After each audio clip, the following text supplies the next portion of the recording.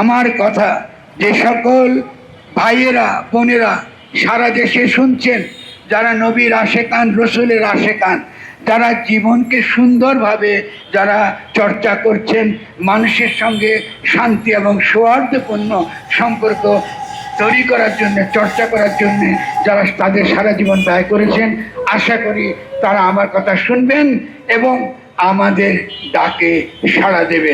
কুমিল্লায় 4টি মাজার পুড়ে দেওয়া হয়েছে।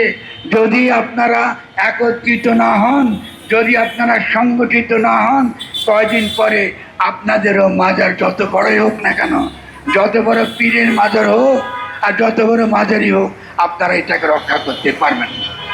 বাংলাদেশে এই যে একটা বাইনারি তৈরি করা হয়েছে, যে ইসলাম পন্থা বনাম ইসলাম বিরোধিতা, এই বাইনারি রাজনীতি থেকে আমরা বেরিয়ে আসতে চাই।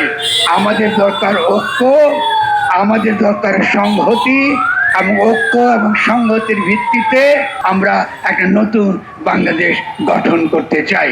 আমরা যারা আমাদের নবীর আশেকান, আমরা যারা আমাদের যার যার ধর্ম আমরা নিজের মতো করে পালন করি এবং একই সঙ্গে অপরের প্রতি আমরা সহিষ্ণু, অপরকে ভালোবাসি, অপরকে শ্রদ্ধা করি, আপনারা সকলে আমাদের সঙ্গে একত্রিত হবেন। আগামী 3 অক্টোবর আপনাদের সবাইকে আমাদের যে জাতীয় সম্মেলনে যেন আপনারা যোগদান করেন, সেই ঘোষণা দিয়ে আমি আমার বক্তব্য শেষ করছি।